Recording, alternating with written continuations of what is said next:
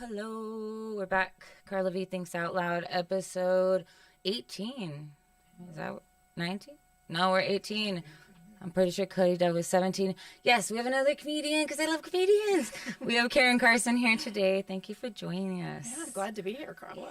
Yes, I was excited to sit down with you because, like I've told you, I've been around you. We've done some shows together, mics together, but I don't know you one-on-one too well. That's right. So I'm excited for that. So welcome to our world over here. Thank you. How are you doing lately? Busy. I'm busy. October was a really sort of insane month for me comedy-wise, and You had a lot of shows. I had a lot of shows, but it was just everything coming together at once, and I kind of learned some lessons from it, like maybe not try to do 4 shows in a 5-day period. But it was great. I mean, obviously, it's much better to be busy than not. For sure. Yeah. Were those all here in town? One was in Santa Fe, but otherwise, Right. everything I think was basically here in Albuquerque. Yeah. Busy. You do. I mean, you stay consistently busy with comedy how long have you been doing it steadily for? Here in Albuquerque, or like Yes. before Yeah, let's start at the then? beginning. How long did you even start? Okay. The beginning. The beginning was back in 2017, and I was living in Dallas, Texas. And comedy had been something had sort of been in the back of my mind for a while. I'm a consumer of stand-up, always enjoyed it. And I found myself in Dallas. I had been recently married, but I wasn't living with my husband, so I had a lot of time on my own. Wow. And I thought to myself, let's try this stand-up comedy thing. But because I'm me, I didn't know the bravery just to go to a mic and start trying it. Right. So I took a class, Amazing. Yeah, so I took a class, and pretty much from then, with the exception of the pandemic, which we all kind of had a interrupted comedy career during that time period, I've been pretty steadily at it. Yeah. Yeah. But you hadn't been here living here. So when did you move here? Because I would see you a little bit before Corona, but I had just started like in that 4 months, and I would see you out here and there. Were you living here at that time? It kind of depends how you define living here. No, my husband and I, we were renting a house here for several years, but my job was in Dallas, and it was sort of what I call a butt-in-seat job. Like, you kind of had to be there, and so I would be doing a lot of shuttling back and forth between here and Dallas. Wow. Yeah, Quite a and commute. it was quite a commute, but I didn't miss an opportunity. If I was in Albuquerque on a Sunday night, I would go to Bosey Brothers. If I was here during the week, that was back when Red Door had a mic. Like, I'd always kind of try to hit. So I know it kind of looked like I was here, and then I wasn't here, and then I was here, and then I was back again. But in January of 2020, right before the pandemic hit, I decided to move here for reals. And rather than spending most of my time in Dallas and some of my time in Albuquerque, I was like, let's flip that. Let's spend most of my time here and then occasionally go back to Dallas. Be with the husband. Because you guys were living apart for how long when you were married? We lived apart for the first 3 years of our marriage. Yeah. Some people make it work, man. Yeah. My dad and my stepmom did that, I think, for like about 3 years in the middle of their marriage. We were like coming back and forth from like Texas to here, actually. I don't know if your dad and stepmom found that. Yes, they would do the little baby plane sometimes. Yeah. It was interesting because, like, the time you're together, you try not to fight, like, really hard, because that makes sense. You try really hard to live in the moment and be kind and forgiving and understanding and all those things. You're like grateful you're appreciative of like this time you do have, so you want to make it work. Right, that's it. It's just like, let's freak out when we're back in Dallas by ourselves, So otherwise it's like, you're in my face all the time. I just want to pick fights with you. Yeah. What do we have going on? We're frozen. We are frozen. I wonder if they can hear us audibly. I'm going to keep seeing. Now there might be a tech issue, Sarah says, on my end. But y'all seem frozen. Okay. Thanks, Sarah, for letting us know on the viewer. Patty's here, too, on the 1s and 2s and the 3s and 4s back there.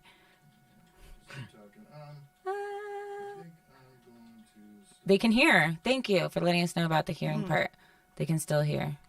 Unless Larry wants to edit this part out later. But we're not. We're live. I forgot. We're not. I'm doing 2 episodes, guys. One later, you'll see later. Pre-recorded later. Okay, we're here. We're going to fix this. We're still talking. We're going to talk. Whatever. The audio. Some people just listen to audio anyway. Okay. But yes, the fighting with and being a comedian and then having to travel, that's a lot to balance with like a relationship. So then I guess. Oh, absolutely. I mean, how do you do it? My husband he still makes fun of me with all my habits, but I would have these calendars, like paper calendars, where we would plan out travel and making a point to be together. And, oh, there's a show in Albuquerque I'd like to go to. So conveniently, let's be in town for that. Yeah. We did that. But there was a lot of coordinating. And sometimes on both ends, I'd have to give up opportunities, to do shows because I'm like, hey, I'm already committed. To be somewhere else. And he seems very supportive. Like, he comes out to shows and things. He does. I know. All our women in whiskey. Yeah. He's like, sorry, Brian. He'll be in the front row with like a friend or something. He is. He's an A+ comedy spouse. He really is. And, there's honestly several in this market that I'm impressed with. I mean, Kelly Trapnell is awesome. Speaking of Sarah Kenny, over here, my favorite new couple and your favorite newlyweds. Yeah, Amanda. Yes, Amanda and Robert. Oh, they're the best. They went on their I think they're in their 5 years. Last night at the garage, he said they're just experienced their 5-year anniversary. Wow. Yeah, he did some funny jokes about it, of course, I'm sure. But yeah, having that support is amazing because it's hard to juggle a relationship. A lot of people don't understand when you're doing comedy that you're there every night, and if they're not there once in a while, they're just like, why are you wasting time on this? Right. Like, you don't get it. I'm doing something here. Okay, so you're back in 2017. Right. You do a class. Did you find this just like online? I did. But it was in person. It was in person. A place called Dallas Comedy House, rest in peace, did not survive the pandemic, which is super sad, but I wore one of their t-shirts tonight. Yes. I love that. Yeah. The future is female. The future is female. Mm-hmm. And DCH, as we called it, was a very inclusive, diverse place. It was more than just stand-up. It was also improv and sketch and storytelling and things like that. Okay, so I took improv classes there, too, which was super fun. Nice. Something I'd like to get back into if I could. Have you done it outside the classes, the improv? Not... a thing here or there, but I'm not a member of a troupe or anything like that. No, yeah. That's awesome. Yeah. It's a different beast. It is. And honestly, I think I'm better at stand-up than I am at improv. So, I guess I go to the thing that I think I'm better at. But I don't know. Have you ever tried to improv? I did some in high school. Cody Doe was on last week. But yeah, I did some in high school because my teacher was just like, I don't know, you guys play around or show us whose line is it anyway for hours. So we started learning some how to do it, the rules of it. So I know that, but it was a lot of fun. I always leaned toward the comedy ones, and then I had the girls in my high school senior year playing out these dramatic improvisation. I'm like, can we just be funny, guys? My friend Mario, people would get mad because he would be the narcoleptic pizza boy all the time, and just you'd go ding dong and he'd open the door and he would just faint. So you had to work with that. Yeah, so, people, but yeah, it's fun. It's a different beast. And it seems like I really look up to you because you're such a great writer. So is that something before, the podcast, before the actual class?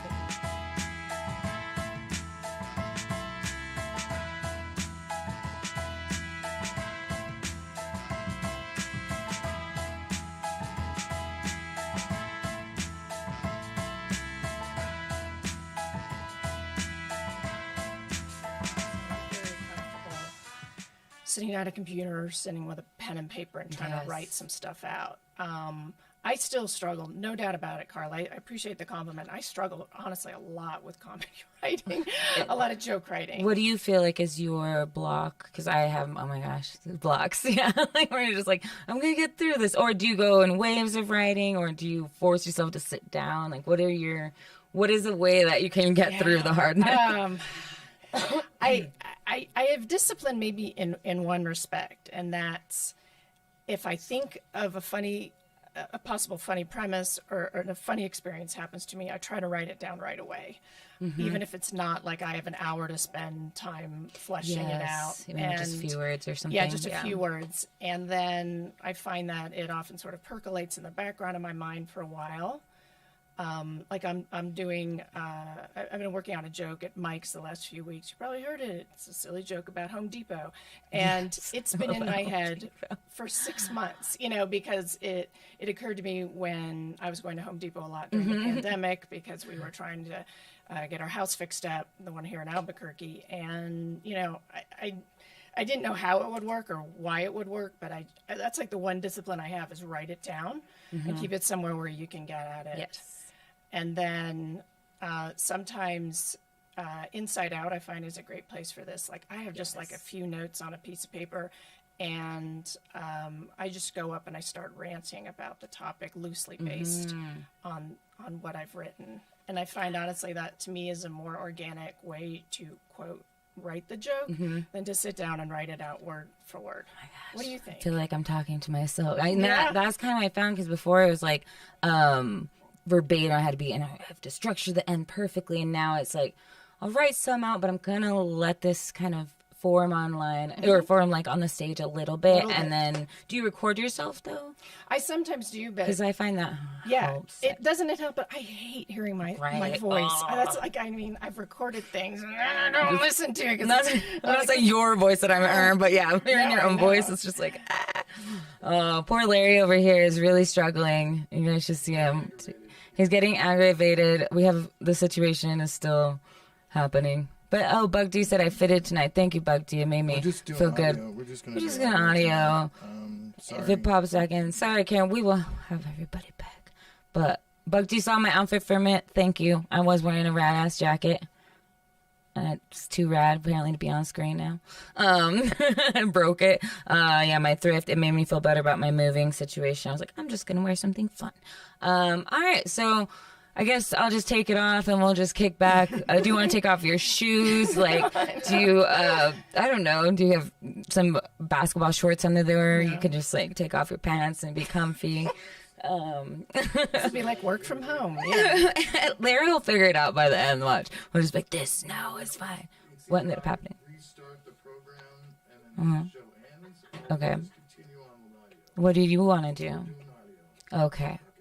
They do it on other podcasts too. Like say something fucks up with Karen and all of a sudden audio only.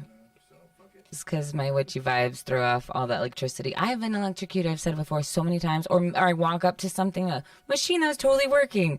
And then the like cash register like, it went down, I don't know. We can't do cards now. Do you have cash? I'm like, no. And I'll like walk up to the ATM and it's like, we're out of cash. I'm like, why? Yeah, we have audio. It's fine. And people have been saying they listen on Spotify anyway. Some people. Mateo came up and was like, showed me his phone screen. If Mateo is listening, he listens on Spotify. He was like, brought up his Spotify. He's like, look, Carla, it's Joe Rogan and then you. And I was like, oh, my face. It's my face. But yeah, okay, so comedy, right? And then so the recording is hard, like listening to your own voice sometimes, which now they can only hear our voices now. Yeah. Yeah, I'm pushing through the hating the voice and just knowing, okay, that's what I sound like. And then also knowing that me and my oldest sister, Geneva, maybe I should even just call her today to show you guys we have the same exact voice. She just sounds smaller because she is smaller. Like she's a 5-foot version of my voice or something. And her kid gets confused. Like our whole family, like hearing us from different rooms, it's so confusing. So when we talk on the phone together, it's like we're talking to ourselves. But I was like, okay, I like her voice enough. I'll get used to it. But yeah, I think visually seeing myself is harder than the audio, though. I'm always just like, stop these weird mannerisms. But I know I need to like get past them, you know? Like it's that why you listen to yourself or why you would keep going on is because you gotta like work it till it works, basically. And I do like that you I always get on tangents of talking or even joke writing where I'm like, I'll do this for a minute and I'm gonna go over here, but I'm gonna come back to this in a while. But I like that you're like, I'm gonna work this out until I feel really happy about the situation. Is that what you feel like you do? That's and discipline. It's discipline. And I was thinking about this today because there's like a part of that Home Depot bit that I've been doing recently that I think I'm about to go, you know what? I'm going to have to shelve this because it's like I want it to fit, but sometimes you just have to give up on it. You just go, it's either not right for this bit, let's take it out. And, you sometimes have to give up on things. That's part of my philosophy. I've done sometimes. those where I'm like, do it in like 3 different rooms, and none of them. I'm like, maybe it was the audience tonight. Maybe it was the way I delivered. Do a different audience. And I'm like, nope, I should probably shelve this or just get rid of it because not everything's a winner, like I said. And I have so many scrabbles everywhere. I do too. Jess Wood, she was helping. Oh, that woman is amazing. She helped me move this week, and there was a box of just like scribblings and like small pieces of paper, like maybe a little notebook here and there. She's like, and everything else, she's like, throw this away, throw this. And she's like, oh, is this your comedy box? I was like, yeah. She's like, I have one too. And she sets it nicely to the side. I was like, thank you for respecting my process. That's right. It is a sacred box. You know, I have those. Or I have a sacred dining room table right now, which is just littered with scraps of paper and Post-it notes and things like that. I need to get back in the Post-it notes. I think my writing was better because I was at a time, I still have a bunch of them, but now it's just like in the little notebooks. But then at home, I would sit and had like a poster board, something, and Post-it note and kind of move them around until Carla. That's when I was starting to get pretty good before the pandemic and then right after.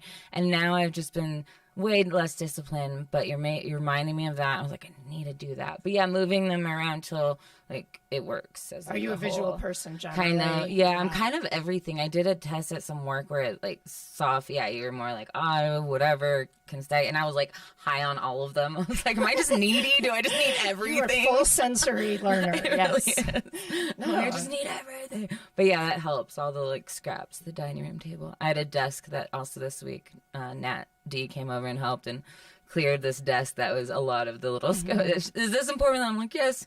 I didn't want to even get to that area. Like, it's too much to deal with. Thank you. It's my my whale.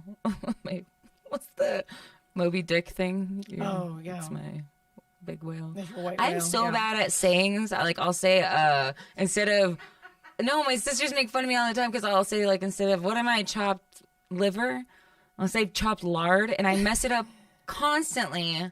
Even other family members know, and like you act like a tree and branch. Yeah. A nip it in the butt. I thought. I know. I realized that recently. I think I also have weird hearing, so I'm like, I think I've just been. I watch everything with subtitles for, and I look at people's mouths a lot when they talk. I was half deaf as a kid, so yeah, still looking. How much do you look at the audience when you're doing a show? This is my also Moby Dick reference. That's something I'm trying to get to is like looking at the audience. And sometimes you can't see them because of lights, but you have to pretend. I need to get over looking down. Sometimes when I'm thinking of the next joke, I'm a very much like look down or look up person to think. So I need to stay like geared looking at them and be like, I'm thinking of the next joke and saying it. Do you practice that? Huh? Who put that on board? I think she meant to put ASAP. It sounds like Charlie's board on IASIP. That's some cool hip kid thing. I don't know. She teaches 6th grade. Type it out for us, Geneva. Yes. Sorry, no, you're fine. That's funny. Are you an audience looker or like I'm sure they taught you this in the class. I try. I've been told that sometimes, and it's probably my thinking thing, is I close my eyes when I think. And so that's been told to me for a long time. It's like, Caryn, you're like closing your eyes for like a weirdly long amount of time. Oh, I hadn't noticed. Closing the eyes, really? Larry thinks I'm high. One thing I am not, Larry, is high. So let's be clear for the record. Maybe you'd open your eyes. No, that's so funny. Yeah, I guess I never noticed. Or I guess when you do, maybe it's like an endearing thing. I feel of like you being. I feel very. Because I do that too. Like I'll close my eyes and I feel very like grateful. There's like something about something. Maybe so. Or it's just like a seance. I just like nod off. Yeah. I'm like conjuring the next joke from the other world. Your mediumship. You have a dead comedian on the other side who's feeding you jokes. You're like a medium of comedians. Ooh, that's an idea for a. Oh, it's always on a sound like. Oh yeah, yeah, the one where he has, he's trying to solve a crime or like something, and he has just the thread everywhere, and he's freaking out. That's kind of me in comedy most of the time. I'm just like, the show's in 30 minutes. Where are all the pieces? Yeah. The closing eye. Lately, my bad thing I think I picked up was putting my hand on my hip. Weirdly. Oh, well, that's not a bad thing. But I don't think at first I did. At first I held the mic really weird or like very weird or up like I was singing. Oh, now I'm a little looser and more me, but at first I was a little more standing in one place and kind of hold the mic sometimes with two hands and be like, no, stop holding it. And then I didn't know what to do with the other hand. And now I'm like, oh, you gesture a lot. Just be a person. Just be normal. So yeah, I think the hip thing I'm trying not to. And the looking down thing when I'm thinking. Do you ever find when, like early in your set, there'll be someone near the front who will laugh, or you get that feeling, oh, they relate to me, and then you just start telling your jokes to them? Yes. I do that, and I have to go, Caryn, there are like 40 other people in the room, and just because this couple up front gets you, there's another 48 people to talk to. I'll do that, and I'll like try to pick them up along the way. I notice when I see one person, and I'll like kind of make the eye contact. I'm like, you're staring at them for too long, and I'll like see somebody else. I'm like, but I'll look back at that person and be like, we're all still in this right now. I have this new person that's looking me in the eye, so I'm gonna look at them, but I'm going back to you. Right. And I'm like, no, more people, okay.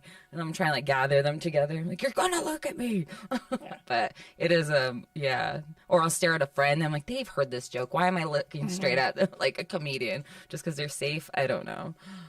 It's always great when there's someone near the front who's like not into what you're doing, and then I'm like, no, really, if I just keep at you, I'll get you. Yeah. I'll turn you, and I will win you. And then they never do. You're like, I'm sorry. I know, someone going back to my childhood or something. It was like, I'll make you like me. Yeah. And how many siblings did you have? I just have one older sister. Well, no, yeah, being the younger, you're like, I'm here too. I know. People think we're all spoiled. I know, she's smart, but I'm funny. Hey, that's Geneva. What's up? You're smart. No, she's funny.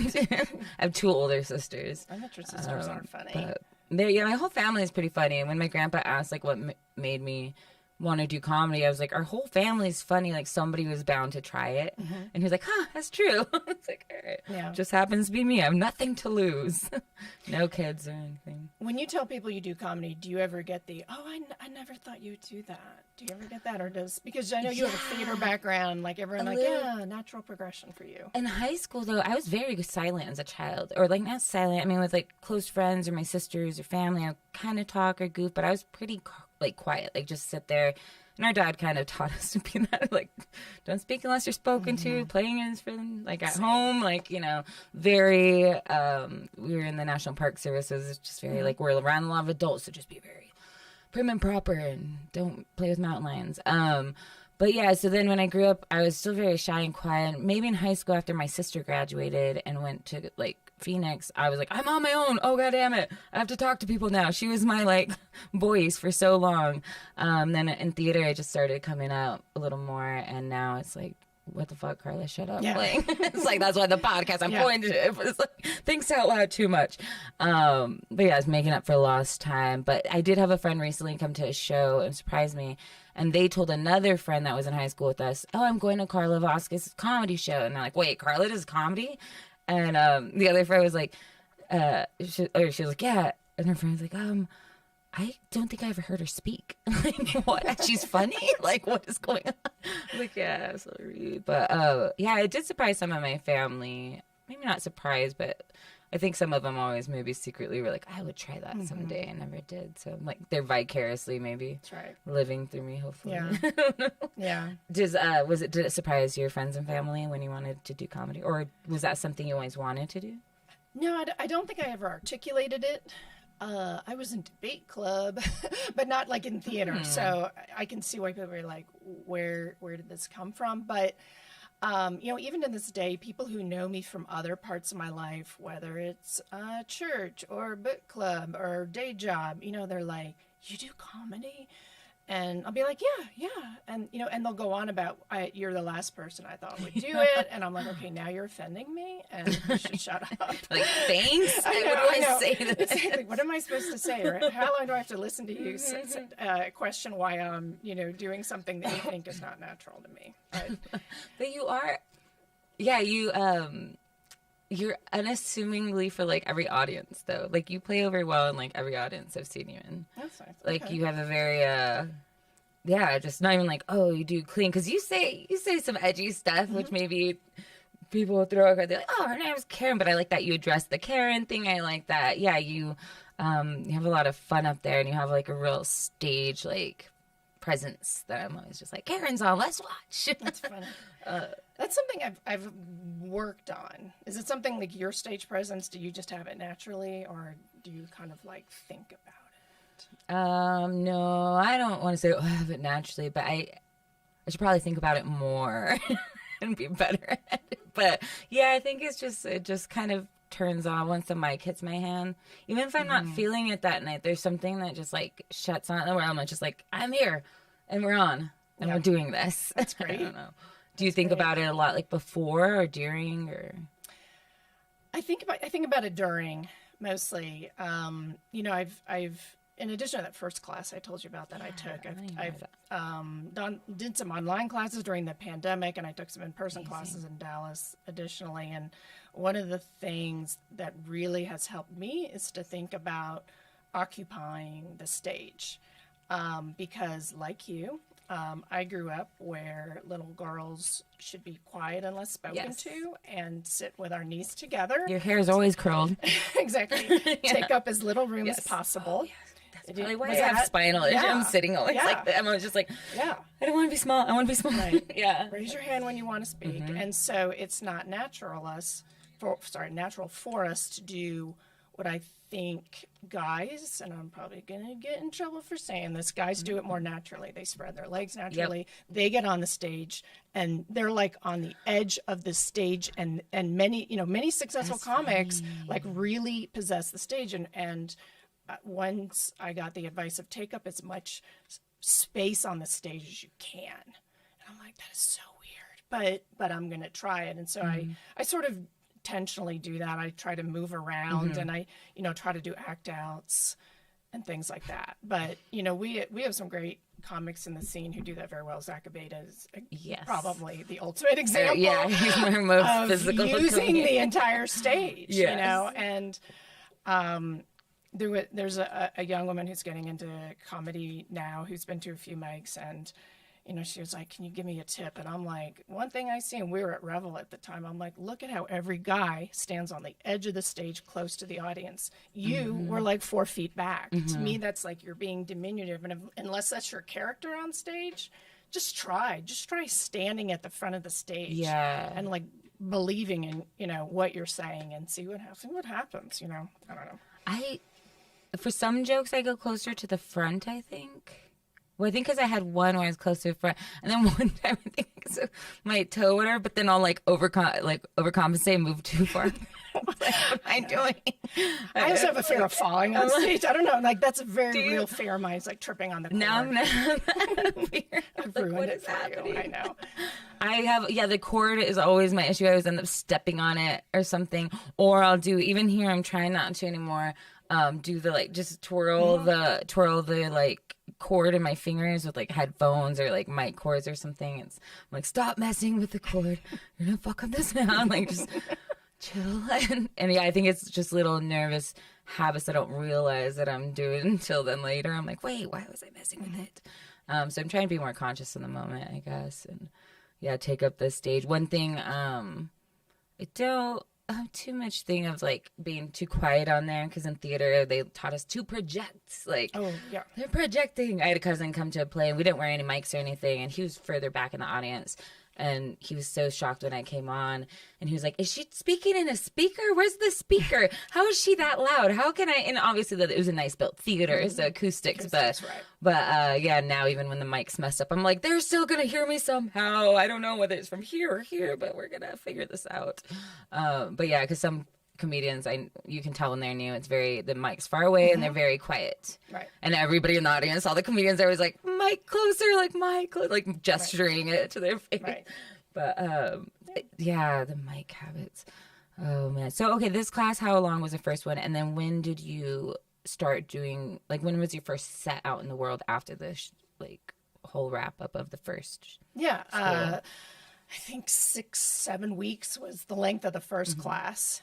And then sort of the curriculum was push you out into the world, go do mics, go bomb, Did they tell you where to go? I think they'll give you a few tips. I mean, I was in Dallas, and the Dallas-Fort Worth scene, like, God bless them, that you can do 2, 3, 4 mics a night. Sometimes 4 is maybe a stretch, but 3 is doable. And it's, you know, I've sort of always heard in New York you can like literally do 5 nights or 5 mics in a night and stuff like that. But so Dallas was a little junior version of that, and you know, just kind of figure out what mics are close to you and things like that. And you know, I did the routine at some of the clubs of signing up on the list and going up at 1 a.m. and that kind of thing. Wow. Like I did that. Yeah, the late. Yeah, I did the late. You know, here in Albuquerque, we don't have that. No. Everything's closed by like 10. So on the breweries are closed. Yeah. Gotta get out by 10.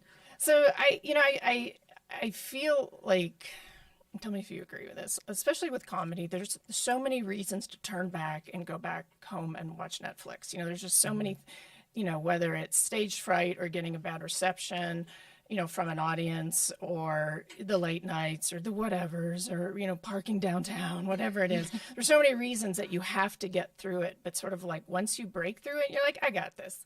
Right. You know, and, you know, I learned how to go to work on a few hours sleep and function and, you know, just keep at it.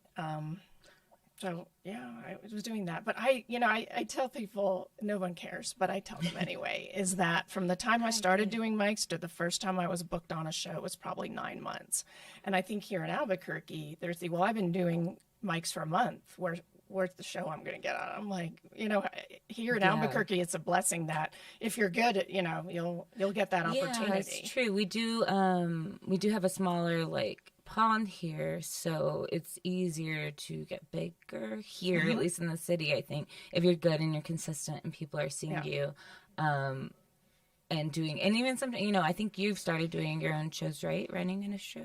I have one show I've been producing, just and then that too is like the networking of that, and then you're meeting other comedians there, and then they're being like, I'll be on your show if you're on mine, and like so I think that's a lot of it. So I think we're lucky in that way. Even tomorrow I'll be on a show at Cosmos with Neil Rubenstein and 1111 at 8 p.m. And he moved to Oklahoma City kind of because of that reason of like, he's able to, even though maybe there aren't as many mics or things going on in Oklahoma City as New York per se, he's able to do more because he's top 7 or top 9 now in this, instead of, you know, top like 1,000 in New York, right. You know. So he's grateful for that and able to do bigger things now. And he's opening it for Chelsea Lynn now, and just, and it's all how you do it. And I think everybody is a little different. You know, some people kind of, with you, I see having a day job, normal day job. Me, I kind of blew up my life for comedy, unfortunately, whatever, illness. But I'm sure it's hard to be like, oh my gosh, I just worked and now I have to go out, and now I know I'm going to have an early morning. So I'm sure the getting there for me was just like, I don't know. For me, it was figuring out where the venues were and then making sure, just showing up. Like, it was never, I drive for work anyway, so I'm just like, showing up is fine. I do get insanely nervous still a little bit before shows. A good one, but like, you learn to say, it's just like this chest nervousness where I'm just like, I'm breathing, everything's fine. I look fine on the outside, everything's fine. But inside I'm a little bit, but I know I got it, you know, I know I have it. I'm excited for it. And I know like, it's a really fun rush to do shows, and I know I'm going to be okay, but still, like, that emotion's still there. But I guess it's still, like, a driving thing where it still feels fresh every night, you know? Is that why we do it? Or we just, like, Like, we need the next excitement, and it's like a drug in a sense. And I know you on this podcast have talked about mental health issues and things like that. And I'm not a therapist. I have no clinical background, but I've always been interested in mental health and comedy. Yes. Please talk about it. And I've always felt like comedy, it has extremely high highs. That probably the highs I feel, when something goes right in comedy is so much higher than almost anything else in my life. I shouldn't say that, but it's really high. I mean, of course, the day I got married was a great day too. Brian's great. Yeah, Brian's great too. But the lows are also some of the lowest lows. Yep. If I have a bad meeting at work, I'm like, who cares? I mean, I can blow it off. Or someone's rude to you in the grocery store. It's like, okay, I'll cope. But like the lows of comedy, low is like, because we love it so much or something. I don't know. Possibly. I know Jim Carrey. I've said it before, but in Jim and Andy, the documentary, he was saying that he saw his dad. His dad wanted to be, I think, maybe a musician or something, and then his dad had to do a day job because he had a family, and then his dad ended up losing the job. He was like, it was so hard to see my dad fail at something he didn't want to do. He was like, if you're going to fail, do it at something you love, because it'll be more driving to get out of that failure. You won't feel as like, you're like, well, at least I tried what I wanted to do, instead of being like, God, I hated this thing anyway, and it blew me down. Now I'm further than before, Yeah. But comedy, I do feel like I have had some of the highest highs and lowest lows, and I process them, but it does kind of help with self-awareness too, possibly, hopefully, in the mental health way. Being a comedian, it's like you really have to get to know yourself, and you really have to, I don't know, be okay with who you are in front of people, and and think about what you're, I guess, putting out there. So I think for me, it's been kind of a journey in that too, of like self-discovery more. And I'm 35, almost 36, and I think it has helped me even just be proud of myself in ways that I was like, oh, I never thought in the past I wasn't proud of myself. I just thought like, oh, that was just expected. Like I couldn't be proud because I was like, you're just expected to do a good job. Just keep moving on, do the next best thing. So I never took a moment and was like, good job, kid, to myself. Yeah. And now I'm able to do that on like some good shows where I'm like, not like, most badass person around, but like actually be like, man, I feel good about that. You did that, and you came and showed up, and you wrote those jokes, and you actually did this on your own, and like that does feel really, really good. Yeah, but then I know. But then there are times it's like somebody might give you advice, something it's like, wait, they see it too in me, and I suck, and I'm never gonna be great. Like just. Like, no, just restructure, Carla, and the world's not ending. Right. Yeah. So. You have to be able to ride out those lows, and I love your point about recognize the highs, being like, yeah, I did good. Yes. Yeah. Because I think sometimes we're sort of taught to be self-critical and be like, how can I do better? And sometimes you just go, I effing nailed that. It's like, let's just enjoy it for just a second before we think about the next thing we have to do. Especially, and I don't know if it's like an American thing of like busy. And it's like, maybe you get a thing, but now you want the next biggest thing. You got a nice car, you need the best new car. And you got to trade in the phone for the new phone. And just always having to, I'm going to be happy once I get this. And like putting it on sort of a future tense of like, everything is going to be, but you're right. It's like taking a moment, being in the moment. It's like experience the moment, be proud of this and accept this as a thing instead of like, okay, that aside, let's move on. Because that's what it is. I've heard like longevity of life. And I think I talked about this on the first podcast of it's tied to longevity of life is tied to like gratitude, being grateful for things because you're in the moment and you're actually expressing things. Your neurons are kind of building gratitude and good positive vibes and then also new experiences. So I think comedy kind of is both for me in a way of like just every night is almost a new experience. It's a new audience, maybe a new venue, maybe new comedians or a new joke I'm working on, something new. And then also just being grateful. I'm trying to do that too. Cause I don't know. I see my dad, he's great for his age, my grandpa too. And they've both done that, I think, in their lives, which is good. It's kept them young, hopefully. But, the mental health part, I'm like, those lows of this. I know. They're vicious. And sometimes I have to just tell myself, Caryn, just go to a mic, because if you can do halfway good in a mic, suddenly it's like the bad show or the failed whatever is like in the windshield mirror so much faster. Oh my gosh, I was talking to somebody recently about that too. Like having a bad show, they thought they had a bad show, then they went to a mic the next night, killed, and then they're like, okay, I'm all right. I'm not the worst comedian on earth, and I'm like, okay, I'm gonna quit. It's gonna be okay. It's gonna be okay. Great. Yeah. You also have to have supported friends, and when I think about the comedy scene here in Albuquerque, you always have a hug and a smile for so many people. I think it's honestly, I'm not just saying because you're a podcast girl, but I mean, you do a really good job of that. It's like we're all kind of in this together. You don't have to be best friends with everyone, but you can be kind and you can be nice. And if people do a good job, make a point of telling them. That's what I'm trying to do. And I like being friendly. I like connecting with people.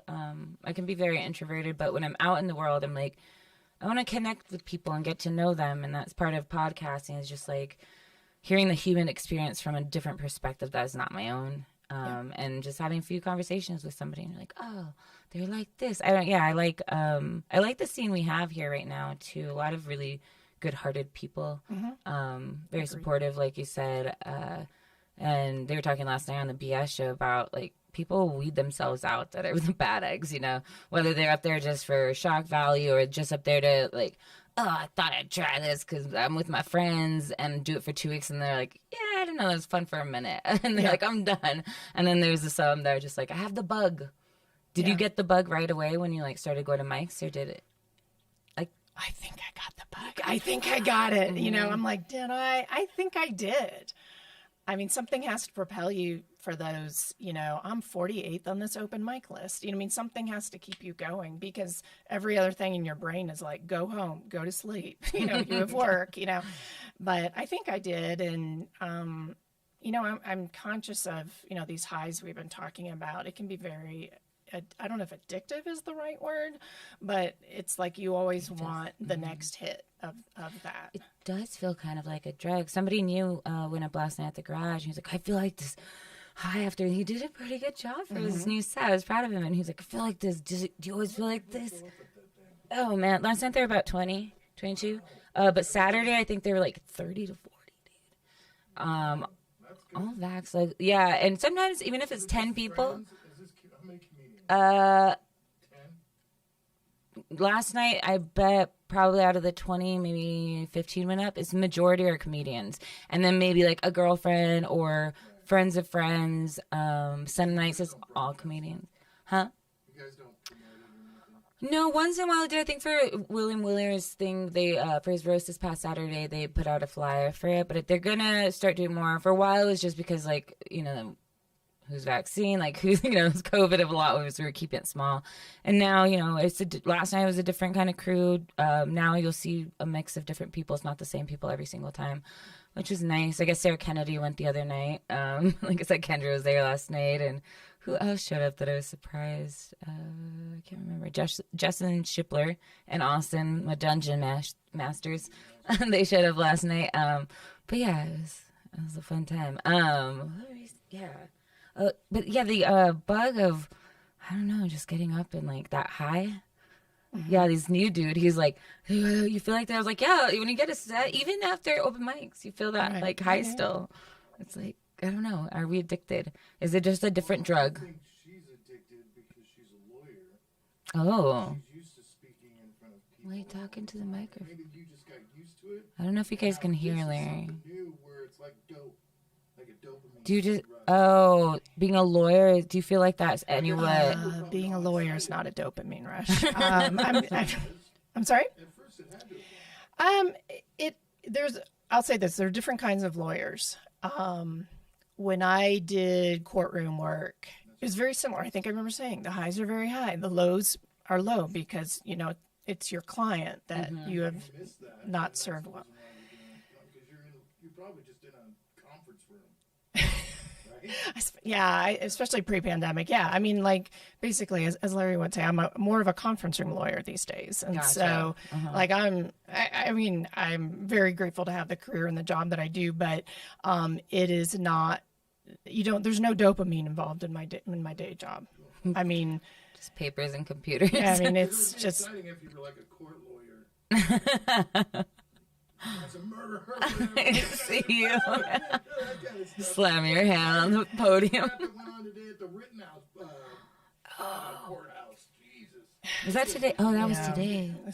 There's some pretty wacky stuff going on. I mean, yeah, I think some of those prosecutors looked like comics who thought they had a great joke, and Oh, yeah. How do you feel about these, like, going on a tangent here, how do you feel about these, like, courtroom lawyers who, like, are on TV, you know, like the broadcasted things? Do you feel like a lot of it is very showy?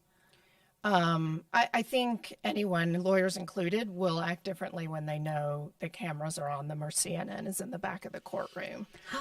But, you know, that's very rare. I was a judge.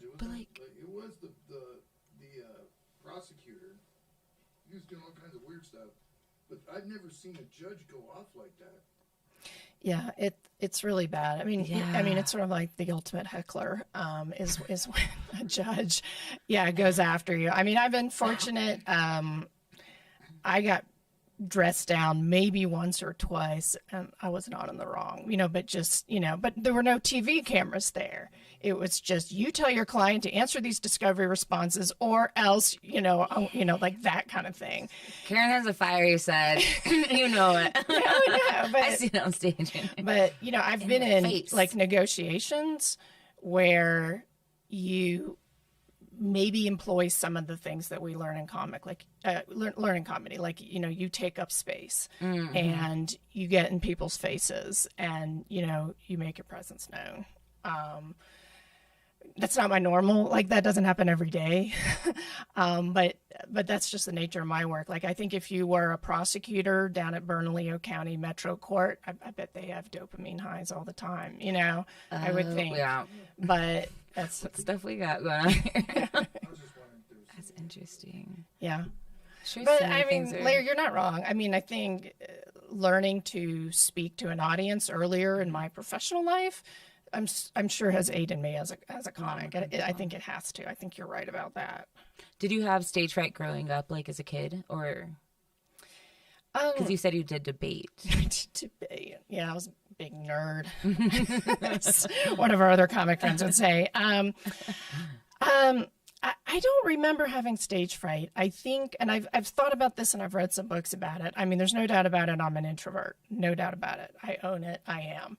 But I'm one of those introverts who can suddenly become on and appear extroverted on stage or behind a microphone. And then when I'm off stage, I go and I bury my head in my purse or whatever. It's kind of like I have to go back to being the introvert. You have, at least from my perception, like you have a very strong, like a confident introvert feel, though. Like you're not somebody who's like in the corner all just making it. Like you're like, I'm here and I'll say hi and like I'm doing my thing and you're not like seemingly rude to anyone. You're like, I'm here and I'm taking up my space and I might just be writing a joke, whatever. You have like an aura of like, hey, this person might be a comedian or do something, thing here. Like the same feel I got with like Cody Dove or Jess Wood before I met them. I'm like, they didn't even say anything and they have a feel that they can like turn something on. Yeah. So I was like, I knew that about you. So you're like a strong introvert. Okay. A confident. I don't know how to put it. That. Not to say introverts are not confident, but you know what I mean. Like not a meek one. But you ain't meek. No, I think I use my energy carefully, on stage, and I think it's. It strikes me as like, am I a weirdo? Am I a sociopath because I can do this? I don't know. I guess I enjoy it. And just because someone's introverted in their life doesn't mean they're not going to be a good performer. Yes. I think comedy, the history of comedy is honestly full of a lot of people like us. I mean, you hear like true. Robin Williams, I'm not comparing myself to Robin Williams, but he had such a crazy, insane on-stage appearance, and yet what he really liked to do was honestly go home and spend time with his kids and stuff. Yeah, I heard this, Jason Alexander, and I've actually been re-watching Seinfeld. It's good writing, even if it's. You know how many times I've seen that?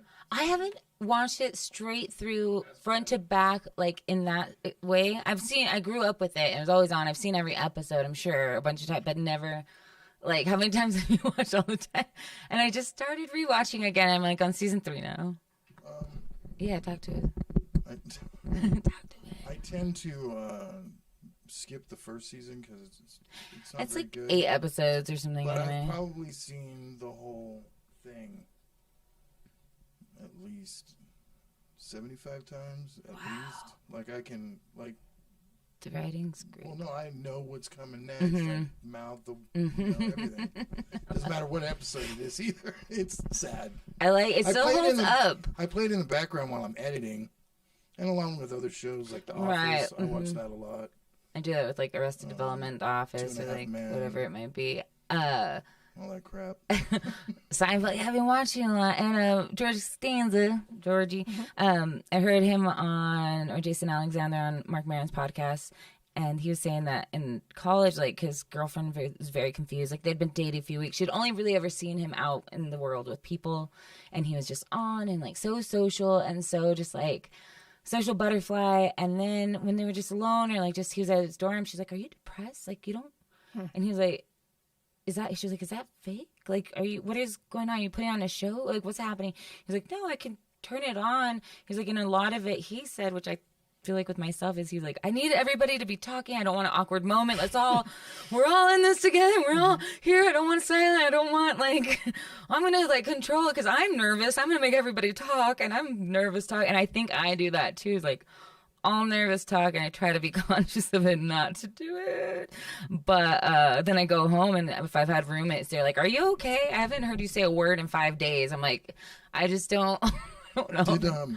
Did he? I didn't listen to the podcast, but did he mention that he's been so like typecasted as that character that? Oh yeah. Did he? Okay. And it's that he got in a little bit, and that he just feels like he's played a little bit of the same role, and he has a look. And I think if somebody has a very definitive look, well, he started out in plays. Yeah, and he still does like theater. stuff. Yeah. He's a theater guy. He's like the neurotic dude, bald dude who's sad or something. But he was a great actor for that spot. Like he was based off of Larry David's. Yeah. Right. He was like kind of what Larry David. Everybody thinks it was like Seinfeld, but Seinfeld, and Larry David's like. Well, that's pretty much any Jew. Yeah. My dad's side of the family, a couple of the sisters married Jews. And that's kind of the way that... This sounds bad when I know. Yeah, that was funny. I don't mean it like that, like... They're Jewish. There you go. Of that Judeo influence.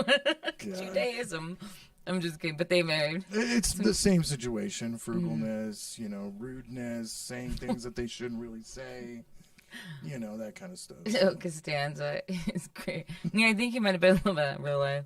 So yeah, I have to the turning off in this sociopath part. But do you think because as being to be a quiet child, it was like if something happened, they're like, "All right, sweep it under the rug. Everything's fine. We're all fine. Everything's fine. We just cried in the corner together, but wipe your face. Things are fine." Like it was very much. Did you have that too? So maybe it's part of that where we're like we can turn on different parts. Yeah, I think so. I think honestly, I think sometimes we're programmed as women. To be whoever we're with. What do they want us to be? I know. That's true. And I'm not saying guys don't feel it. No, I just feel it more in, some of my female friends is we're always there for somebody else and we have to put on the smiley face and, no one wants to be that dour girl. Yes. Play like 5 roles in the world. Why don't you just smile? Just smile more. Thank you, Larry. Thank you. I know. You'd be so much prettier if you'd smile. How's this smile? I'm sorry. I forgot there's no video here, so no one can flip off people. Now I say it. Karen just flipped us off. It really is kind of, you're right. As women, I'm feeling more like a woman now that I'm 35. Yeah. I think I've weirdly been and some of it, is LGBTQ, maybe some gender queer things, maybe a little bit. There are some things, talk about mental health real quick, like I'm a little bit on the spectrum. kind of inside being a little bit ASD or whatever has been linked to sometimes gender issues, because you do have a weird dissociation from the world and like even sometimes yourself. So it's been brought up that especially in like girls, because the signs are different for girls on the spectrum. There just hasn't been as much studying about it, and so now they're realizing more things like this. So I think with me growing up, it was like I feel better around guys. I don't know why. Maybe because I'm safe. I have better like, but their senses of humor were more like mine. You know, I'm a tomboy. I don't know. And then now that I'm like 35, I'm like hanging out with more women, and I'm like, I'm a lady. This is interesting. Oh, I'm a lady. And then in the comedy scene, it's very apparent because I mean, the dudes all like are great to me, and like I'm great friends with them, but you know, obviously on stage I'm a woman and people are like, oh, female comedian. I'm like, oh yeah, I'm a female comedian. And not that I just do only women's jokes, but it is, you know, there is a separation, like male, female, okay. So now I'm feeling more like I don't know, growing into the womanhood and noticing things like that. Like, oh, damn, I am codependent. Not in the way that I need somebody to be with me, but in the way that I'm like, I need to take care of somebody. I need to be with somebody who's needy, or I need to have needy friends so that I can be there to fill those holes. And it became this ego thing of, now I have to take care of them. And I now am like, too much power in my hands. It's like, yeah, it becomes a vicious cycle. Or do you feel like you're a caretaker, like, as naturally, not like even like, oh, I need to be a mom, but are you with friends and family, like, or are you the one who's like, or are you the one who's just like, this is how things are? You know, I don't know have you ever heard of Enneagram or Enneagram? It's a thing. You might be interested in it, but the theory of the Enneagram, and it's based on some Christian principles, is that there's a set number of personalities, and they give them numbers. Anyway, I'm a 5 on the Enneagram scale. And what that means is that I'm not your typical, I'm going to bake some cake bites for you, and I'm going to call you 3 times a day and make sure. I'm not saying this is what Jess does. I'm just sort of, I just see cake bites, and I'm like, I'm going to work cake bites in. Because Jess would brought you some cake. But, you know, I don't call multiple times a day. But if you need me, like, I will 100% be there. Like if you're in jail, I will bail you out. We will not ever discuss it again. It'll just be done, you know, or, you know, if you're the Cato, if you're having a baby, I'm going to just hit up that Amazon list. I'm sorry? Anything? You can bail them out? Anything? Murder? Well, you may not have bail, honestly, Larry, if yeah. But like, I am the person who you can call, and I'm not going to be like high drama about it. I don't know. It's so it's like, am I a caregiver? You know, I mean, I don't have children, and it's not like I don't want kids. It's just more, it just sort of didn't happen, and it wasn't something I strove for. Right. I didn't have this need to have kids like a lot of my friends did. Yeah. And, you know, so I'm like, I don't know, you know, I mean, it's unlikely to happen now. And so, you know, I'm kind of okay with it. You know, it just happened. So, doesn't it feel, sorry, tangent on that, because last year I found out I like probably shouldn't have kids. I'm gonna get my tubes out, and it's not something I ever really like wanted or was like never a kid. Like, it was just something like, I don't know if it happens out. But now that I know I can or shouldn't, naturally, not that I guess I could adopt, but I feel freer. Like, that's not something I have to think about, or society doesn't have any sort of pride. Do you feel like now that you're past the point of like, oh, maybe you feel a little bit more like, okay, that I don't have to think about that. Now I can just concentrate on like the life I'm living and like be who I want to be and not have to deal. Like, is it freeing to feel that? Or do you feel like something, not to get too personal, but do you feel like it's something you think about that you wish you would have done? Or do you feel I don't, maybe I'm projecting? I don't think about it much. You know, Holly Bird having a baby really touched my heart, you know, especially because she didn't think she could. Exactly. And Ian is so cute. I mean, he's just the greatest baby. She brought him to the show in Rio Rancho last night, and he was seriously perfect. And every time, I've only seen him in the flesh twice. But It was both at shows. and they're both at shows. I know. He was so good at the women's show. He didn't like make a peep. And he did the same thing last night. And, you know, it's like, Holly should have a baby. I'm like, Holly should have a baby, you know, and I just have never felt that about myself. But I see joy in other people having it, and I'm so happy for them. I got to tell you, I just ripped through my 20s and 30s and just really didn't give it too much thought. I was also lucky because Brian had a son by a prior marriage, and so I got to kind of do, I don't want to say stepmom because that's not really it, but I got to do the more of, hey, I'm the cool girlfriend of my dad. Yeah, I like to think that. Yeah. And I went That's to his school stuff and things like that, and really got the good stuff. But we also had a fair amount of, he was a teenager, so you can imagine, there was Dad's dating. trust, trust issues and all kinds of things. So, anyway, so I've never felt it missing in my life. I'll be honest, and I know women who ache for it and do feel it, and my heart goes to them. But I've just it hasn't been in my DNA right now. You seem forever. like a very, in a good way, like to each their own. Like you're very disrespectful of how people like live their lives. You're like, that's not for me. But like, is that true? Do you feel like that's, or do you feel like you're like a judgmental person of others? No, I don't. You seem pretty like, do your thing, everyone. I think I am, and probably that's only solidified maybe in the last 15 years. I don't know if you get to 35 and you just realize people are going to live their lives, and sort of my feeling is like, I may not completely understand it, but you're not hurting anyone, and so go for it, and I don't know, I like that. Maybe it is just being mid-30s that I like the just, it's a little free. It just like, I can just do me. I don't know. Nobody really, I'm not really affecting anyone. Nobody like, I don't know. I feel a little like more, hey, I'm doing my thing. It's a great thing. And I think 20s, like 20s, forever. I've messed those up real hard, but, right. But 30s are cool. Yeah, 30s are great. 40s are pretty darn good too. I'll tell you that, having been there. And, you realize you've made your choices, and it's really you who has to live with them. And if you own up to your responsibilities, you stop doing things because other people want you to do. I did a lot of stuff in my 20s because people wanted me to do it. Tell me about, how did you get out of that? This is something I'm trying to work on too. I'm like, this also should just be called Carla V Gets Advice from Others. How do you feel like you got? I wish I could give you the recipe for it. I mean, I still care what people think about me. I do. And that's, that's why part of why when I bomb, it still stings, of course.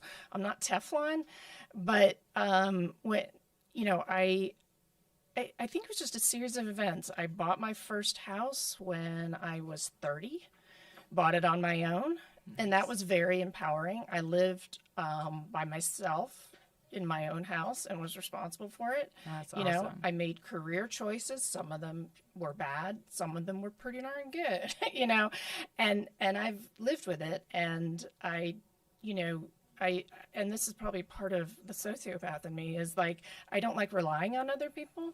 And so, like my husband's like, why do you have two cars? And I'm like, because I need a backup one. He's like, I'm your backup. I'm like, no. You have two cars for yourself? I have two cars. That's smart. Cars are always messing up. I'm borrowing my friend's car right now. Shout out to Mario. It's like, and I just prepare for worst case scenarios, and that's honestly probably something that's genetic in my family. It's like, I just want to be prepared, and it's empowering after a while. And then, I can, look back on at least a couple more decades than you can to go, you know what? I made some choices. They turned out okay, and I'm still here. But, life is also about continuing to make those good choices. The next best thing, yeah. Or the next right thing, I guess. The next right thing, yeah. Right.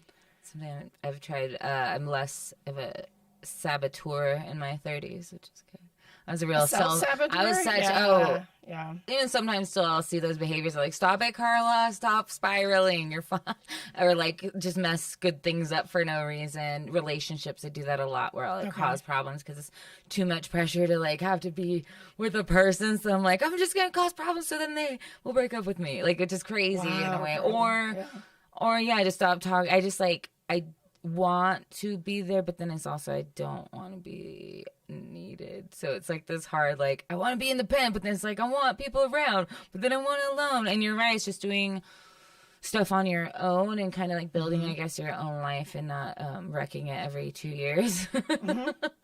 Right. I guess. I don't know. I like to point out, I didn't get married for the first time, the only time, until I was 45.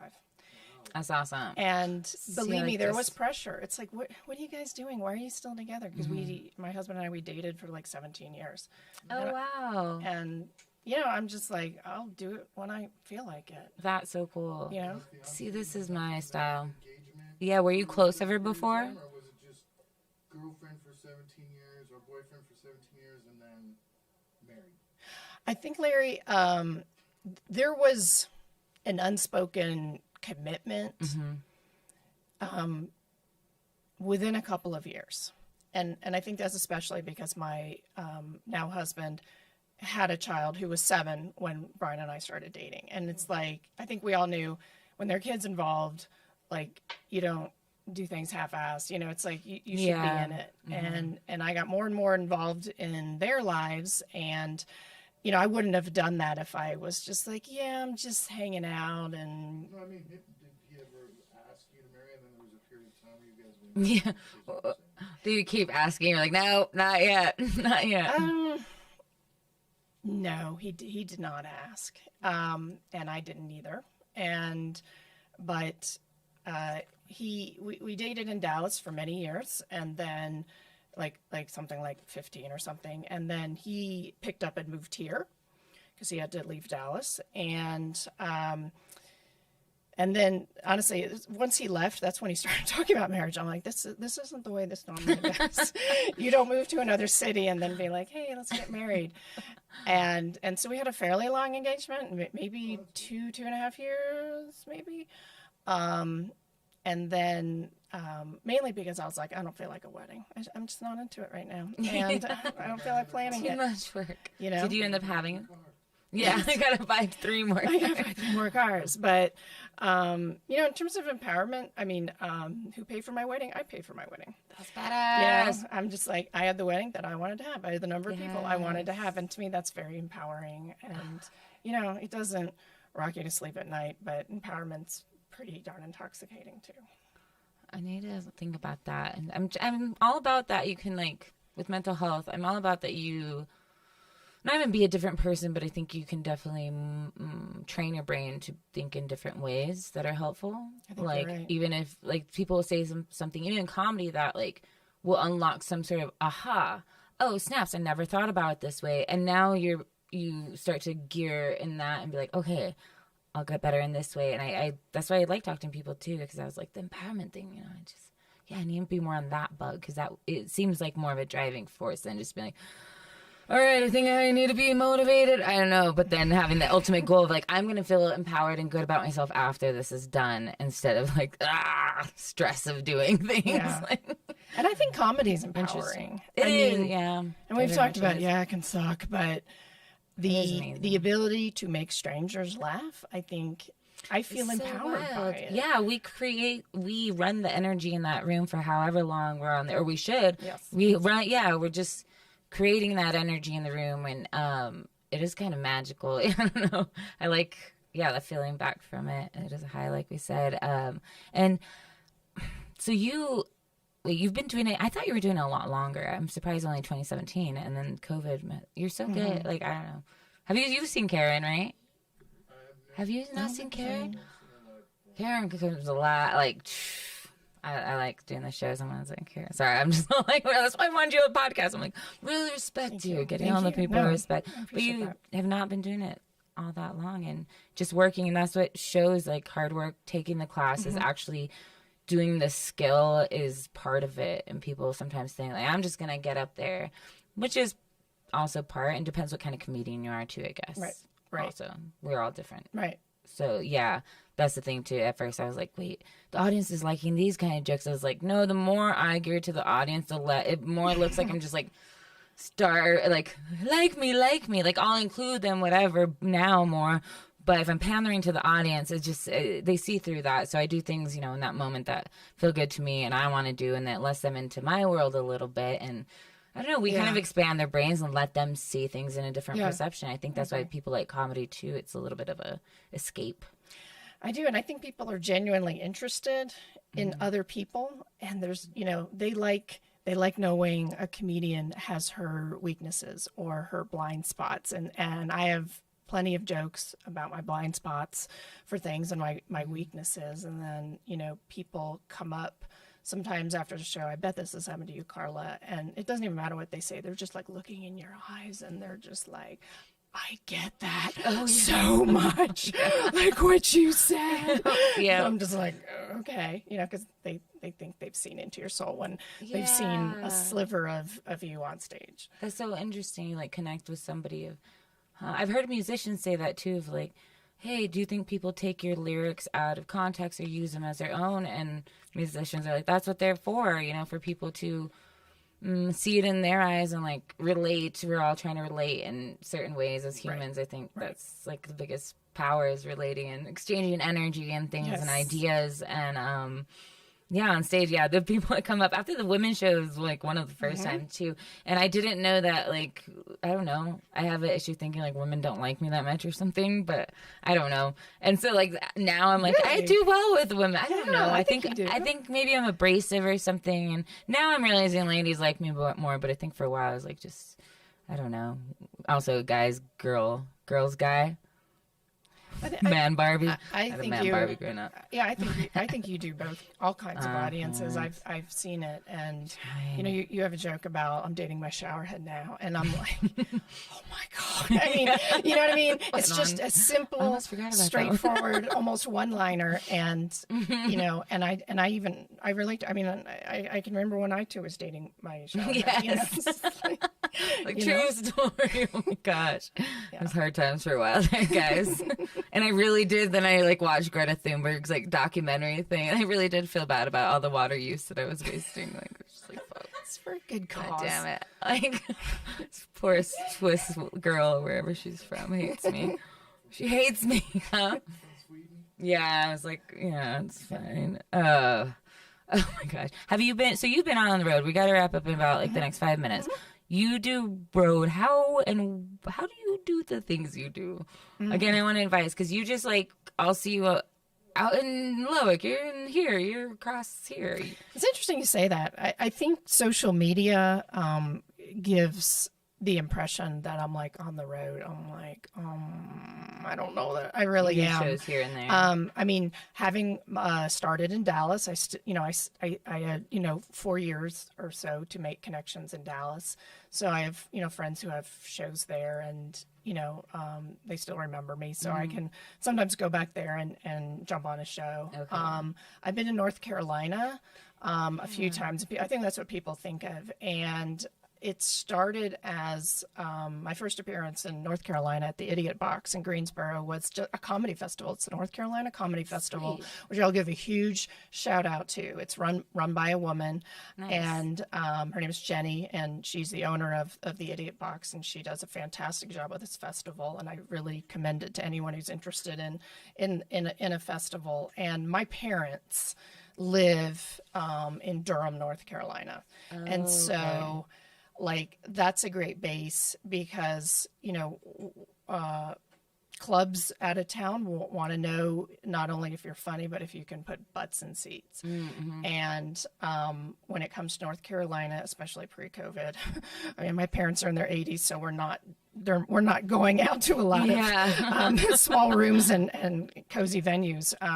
But knowing that it's like I can get people to shows, I think helps too.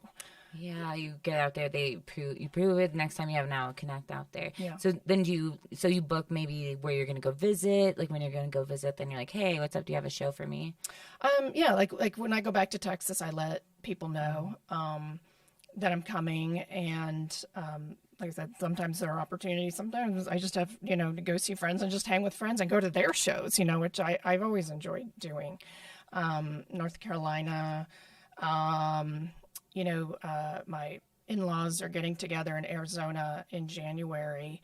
So I'm scoping out, and I'm probably, honestly, it'll probably be a big zero, but I'm going to try and, because it's like, if you can make it worth it for the venue, you can often get in the door, and then they see you're funny, and then, you know, you start being judged more on your performance. Right. Okay. First is like just get the crowd in, and then second they're like, are they funny? But there's no doubt about it, Carla, and that's something I think, you know, everyone should keep in mind as they go forward in comedy. And one of my comedy teachers once told me, he goes, "You're not really in the joke business. You think you are. You're in the food and liquor business, you know, because it's about moving food and liquor that, you know, can make you a comic. Now, if you're horrible, it's not going to matter.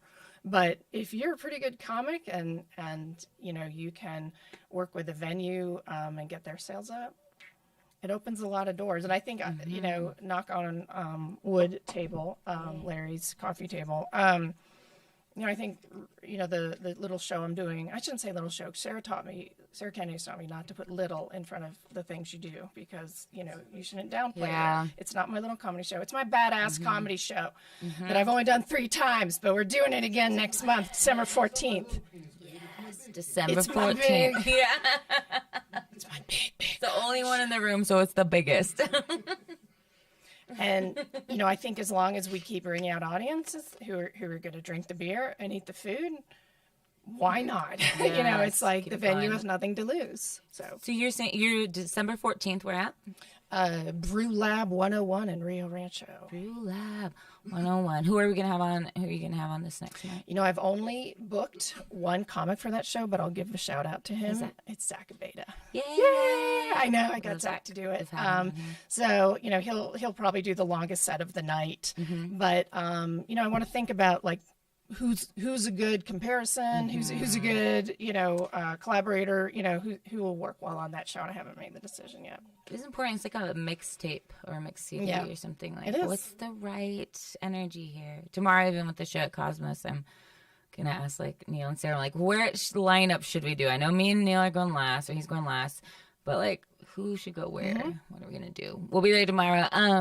You're happy. What else do we have going on? We're gonna have all your like social media and all this stuff. They can find you on the in the description. You can find her. It's Caryn Carson Comedy, right? Right, that's my website, caryncarsoncomedy.com, and my Instagram is very similar. I don't remember why I put periods between Caryn and Carson, but I did. I did Caryn.Carson, or no, Caryn.Carson.comedy. Sweet. And then you'll have a women's show next month, right? And the women's show, are we doing this?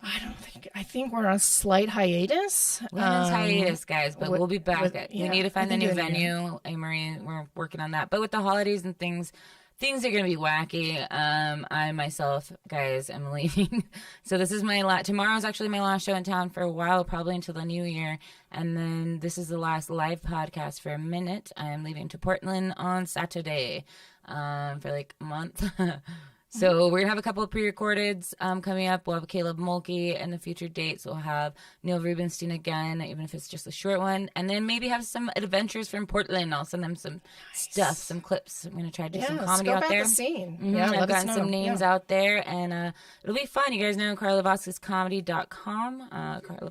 Huh? My friend said, even Will and Willow last night was like roast. He was like, coffee, beer, lesbians, Carla beef bread. Chicks on what? My friend was like, she's like, there's no real like gay bars here. I think they're just like all LGBTQ at this point. Like they're allowed to have exotic dancers in anything. What? Yeah, like coffee shops. I did not know this. Well, could somebody just go in and start exotic dancing? No, you have to be hired. There's like rules. I'm like, I don't know. I might want to take my clothes off in front of strangers. I don't think they're fully nude. I think they're in bikinis. No, I was going to try to go see if that's my calling. You don't want to Maybe I missed out on my calling of being a stripper. You don't have dad issues. I would be in the war, no. They're small. They're little. Don't call anything little, Carla. Your daddy issues are huge. Just kidding. All right, Caryn, it's been a joy. We're going to wrap up. Thank you so much for coming. We went over the hour, but it's funny. And sorry it was just audio, but we'll have you back. He took some pictures of us or something. Cool. You'll see our faces. Cool. All right, thank you so much. Thanks, Carla. We'll see you soon. Best of luck. Bye. Thanks for listening, guys. Appreciate you. Thank you, Larry. Thank you, Patty. Thank you, Just Would Not D and my dad and William Willer for helping me move. See you guys on the other side. Bye.